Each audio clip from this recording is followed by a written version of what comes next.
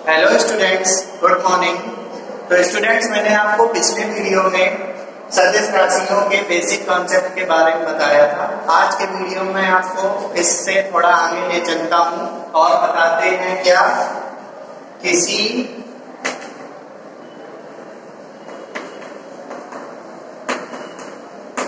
स्थिति सदिश। आज मैं आपको बताऊंगा सबसे पहले स्थिति सदिश यानी पोजीशन वेक्टर के बारे में। स्थिति सदिश को क्या बोलते हैं? Position vector. तो ऐसा सदिश जो किसी स्थिर बिंदु O के सापेक्ष किसी अन्य स्थिर बिंदु A की स्थिति को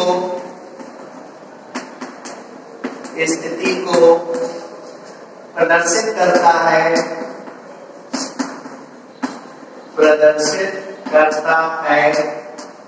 कॉमा A का O के सापेक्ष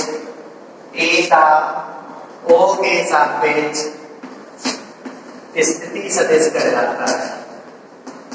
स्थिति सदिश कहलाता है जहां को मूल बिंदु है।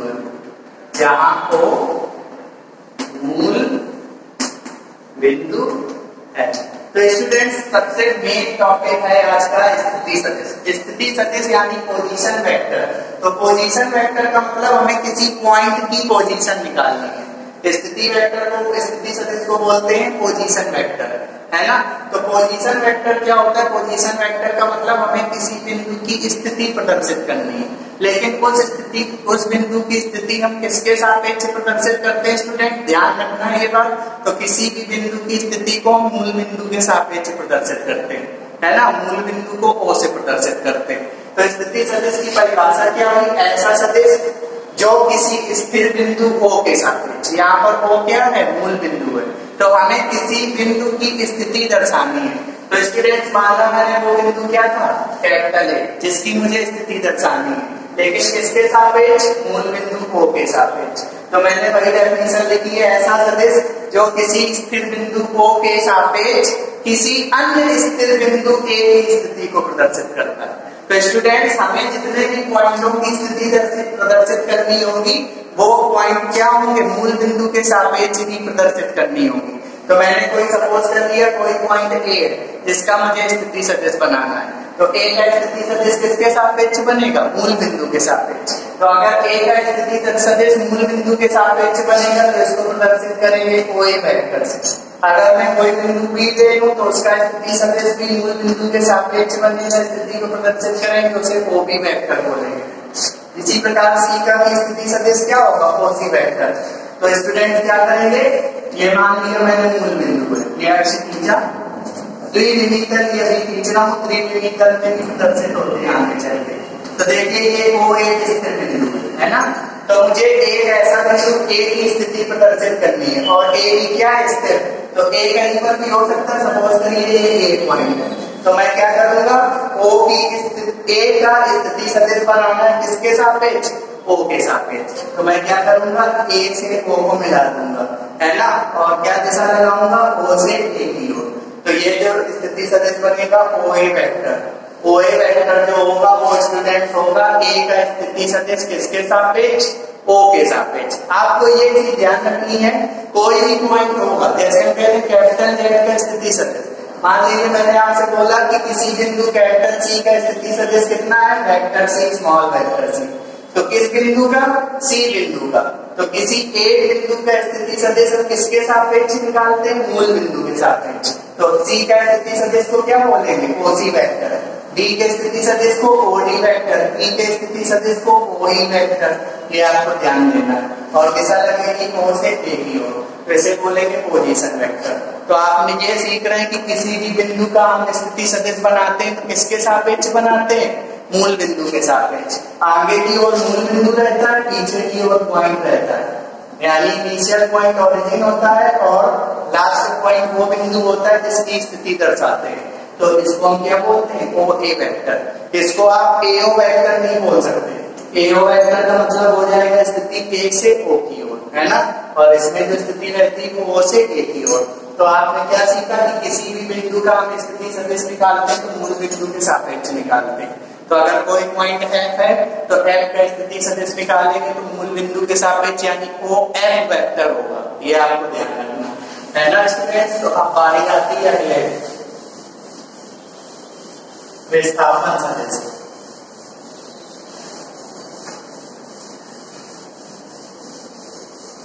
ये स्थिति सदिश के बारे में मैंने आपको बता दिया।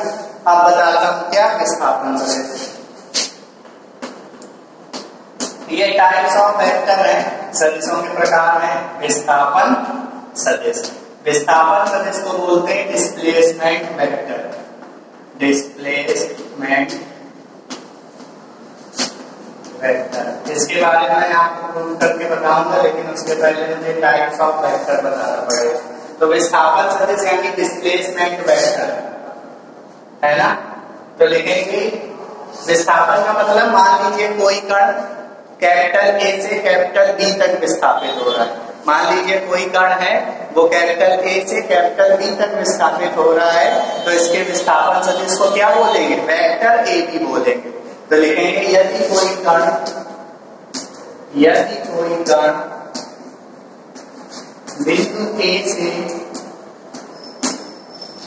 बिंदु ए से बी तक विस्थापित होता है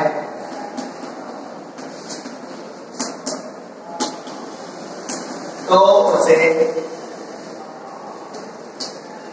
वेक्टर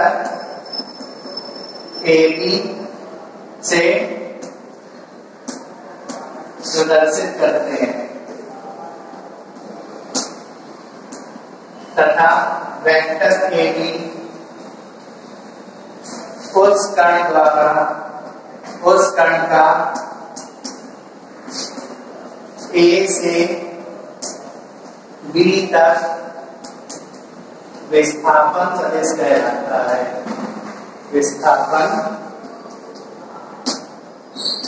सदिश कहलाता है। तो स्टूडेंट्स आपको ध्यान रखना है कि यदि कोई कण एक पॉइंट से दूसरे पॉइंट तक विस्थापित हो जाए, जैसे ए से बी तक विस्थापित हो जाए, तो हम उसके विस्थापन सदिश को बोलते हैं vector A B. Vector A B में ए होगा क्या? प्रारंभिक बिंदु, और बी क्या होगा स्टूडेंट्स? अंतिम बिंदु होगा। और इस वेक्टर ए बी को आगे मैं बताऊंगा। इस वेक्टर ए बी को लिखते हैं ओ बी माइनस ओ ए।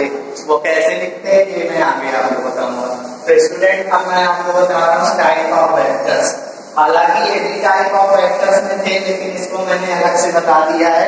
तो मैं आपको बता रहा हूँ कि स्टूडेंट्स अब type of vectors, type of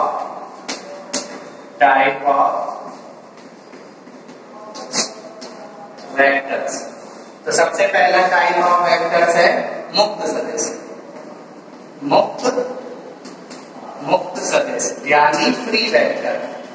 free vector. तो मुक्त सदिश क्या होते हैं स्टूडेंट्स? तो सदिश आपने देखा, सदिश क्या होते हैं? सदिश में दिशाएं होती हैं, ऐसी भौतिक राशियां जिन्हें व्यक्त करने के लिए परिमाण एवं दिशा दोनों की आवश्यकता होती है, उन्हें हम क्या बोलते हैं? सदिश बोलते हैं। तो आइए मुक्त सदिश क्या होते हैं। तो जैसे मैंने आपको पिछले वीडियो में बताया था कि अगर कोई अभी मैंने आपको बताया है कि अगर कोई पॉइंट ए है तो उस पॉइंट ए का स्थिति सदिश किसके सापेक्ष निकालते हैं? मूल बिंदु के सापेक्ष। तो इसको बोलते हैं ओ ए वेक्टर, है ना। तो ओ क्या होता है? प्रारंभिक बिंदु, और ए क्या होता है? अंतिम बिंदु। तो यदि इसकी परिभाषा क्या है मुक्त सदिश की? यदि किसी सदिश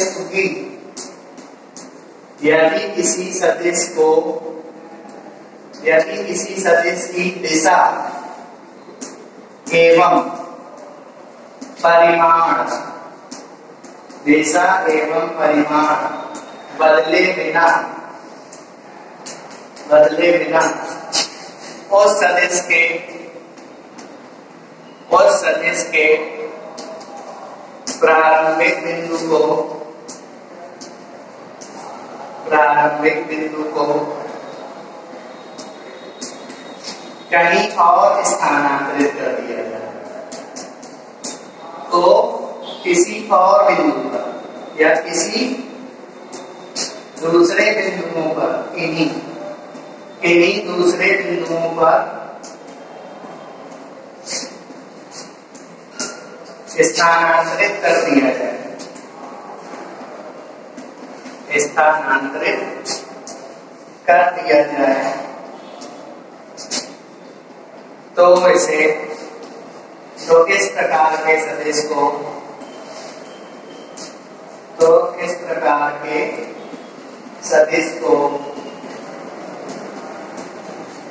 मुक्त सदिश कहते हैं, मुक्त सदिश कहते हैं।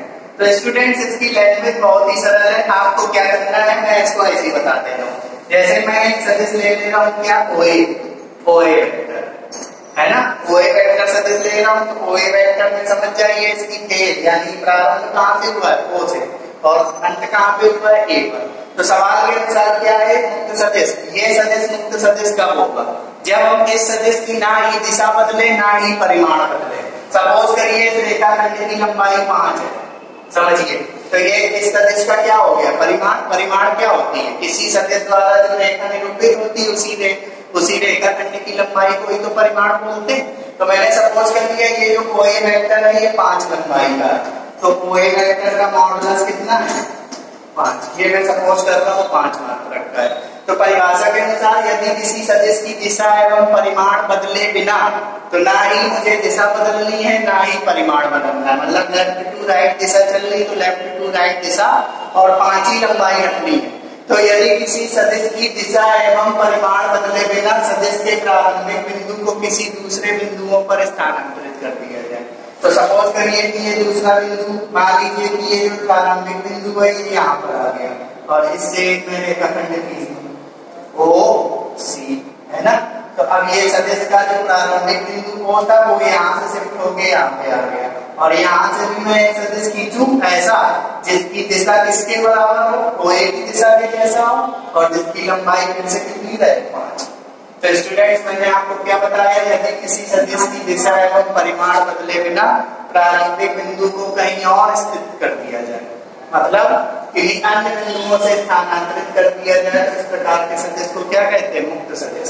तो बताइए अगर मैं इस O की पोजीशन यहाँ पे ले लूं, O को यहाँ शिफ्ट कर दूं और ऐसा ही इतनी ही लंबाई का रेखाखंड खींचूं D तक, तो इसकी भी लंबाई अगर मैं 5 ले रहा हूँ, तो ये जो रेखाखंड हो गया वो क्या कहलाएगा स्टूडेंट्स, मुक्त सदिश यानी फ्री वेक्टर कहलाएगा। अब स्टूडेंट्स क्या होता है, अब आता है शून्य सदिश, दूसरा होता है शून्य सदिश।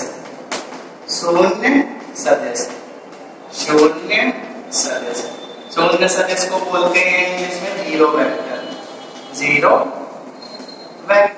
तो इसकी परिभाषा तो बहुत ही सिंपल है, मैं लिख के नहीं दिखा रहा हूँ। ऐसा सदिश जिसका परिमाण शून्य होता है, ऐसा सदिश जिसका परिमाण शून्य होता है उसे हम बोलते हैं क्या, शून्य सदिश बोलते हैं। और शून्य सदिश को प्रदर्शित करते हैं जीरो वेक्टर, किससे, जीरो वेक्टर से।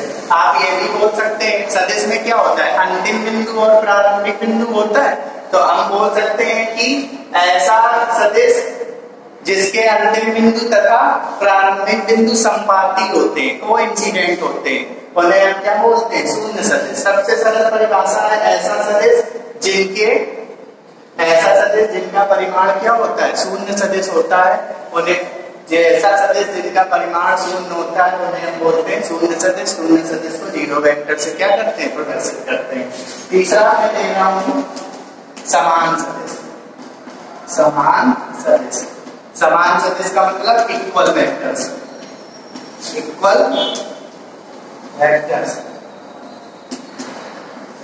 ऐसे सदिश जिनकी दिशाएं एवं परिमाण दोनों आपस में बराबर हो उन्हें बोलते हैं समान सदिश। बिल्कुल सिंपल सी डेफिनेशन है समान सदिश को क्या बोलते हैं? Equal vectors. इक्वल वेक्टर्स की परिभाषा, इक्वल वेक्टर में कम से कम 2 वेक्टर जरूर होने चाहिए, ज्यादा से ज्यादा चाहे जितने वेक्टर हो। तो ऐसे वेक्टर्स यानी ऐसे सदिश जिनकी परिमाण तथा दिशा दोनों बराबर हो, उन्हें क्या बोलते हैं? समान सदिश बोलते हैं। जैसे मैंने कह दिया कि एक मैंने ले लिया ओ ए वेक्टर, इसकी दिशा ओ से ए की ओर है, उसका परिमाण है 3, और एक मैंने ले लिया क्या वेक्टर? ओसी वेक्टर, और इसका परिमाण कितना ले लिया? 5। तो क्या ये बराबर सदिश होंगे? नहीं होंगे। देखिए इनकी दिशाएं तो बराबर है बट इनके परिमाण अलग अलग है। एक का परिमाण 3 है, एक का परिमाण 5 है। अगर इसका परिमाण भी 3 हो जाता तो ये दोनों क्या हो जाते? बराबर सदिश हो जाते। तो ऐसे सदिश जिनकी दिशा तथा परिमाण दोनों आपस में बराबर होते हैं उन्हें क्या बोलते हैं? समान सदिश बोलते हैं। अब क्या हो गया स्टूडेंट्स? समदिश सदिश। समदिश सदिश, समदिश सदिश यानी लाइक वेक्टर्स।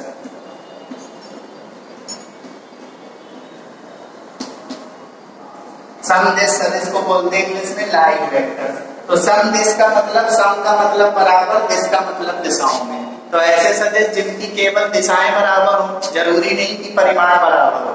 परिमाण बराबर हो, अगर दिशा के साथ परिमाण भी बराबर हो गए तो फिर क्या कहलाएंगे? इक्वल वेक्टर्स कहलाएंगे। तो समदिश सदिश का मतलब ऐसे सदिश जिनकी दिशाएं बराबर हो उन्हें हम क्या बोलते हैं?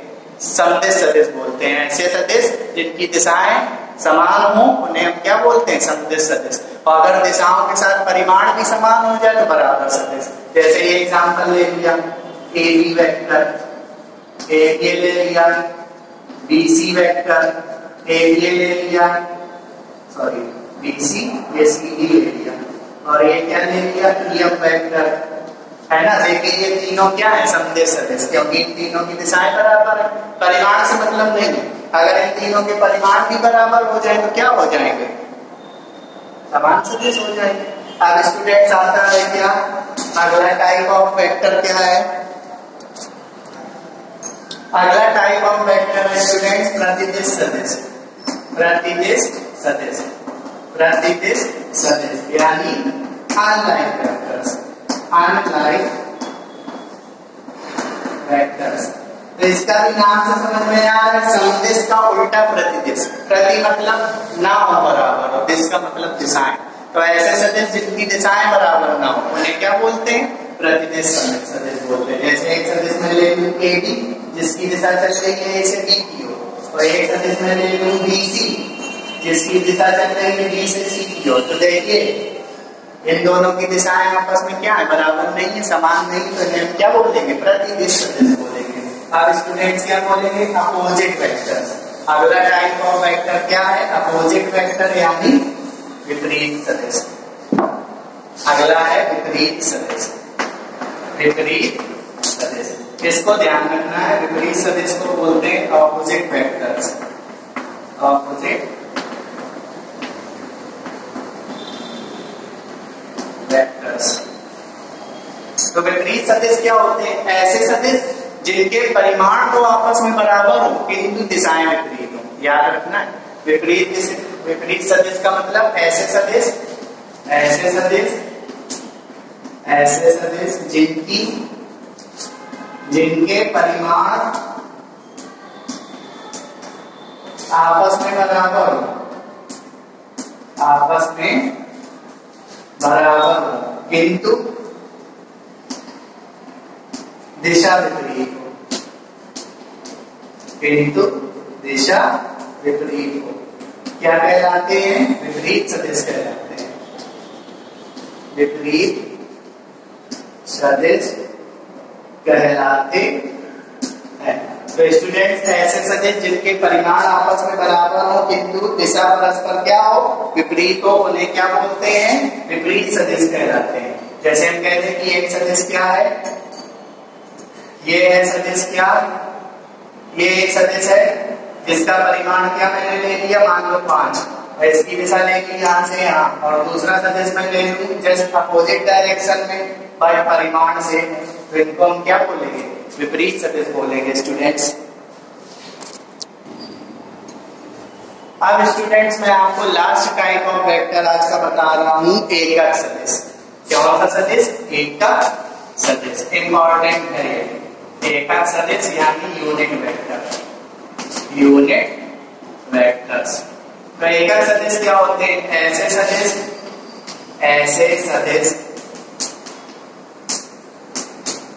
जिनका परिमाण ऐसे सदिश जिनका परिमाण एक होता है। ऐसे सदिश स्टूडेंट्स जिनका परिमाण एक होता है उन्हें हम लोग क्या बोलते हैं? एकक सदिश बोलते हैं। गामा एकक सदिश कहलाते हैं। एकक सदिश कहलाते हैं।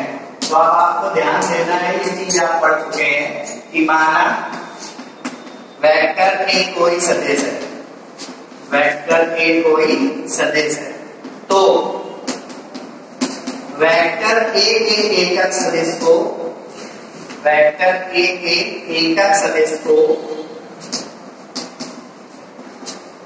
ए कैप से प्रदर्शित करते हैं। ये आपको याद रखना है कि अगर वेक्टर ए कोई सदिश है तो वेक्टर ए के एकक सदिश को ए कैप से प्रदर्शित करेंगे। अगर कोई सदिश वेक्टर बी है तो उसके एकक सदिश को बी कैप से प्रदर्शित करेंगे।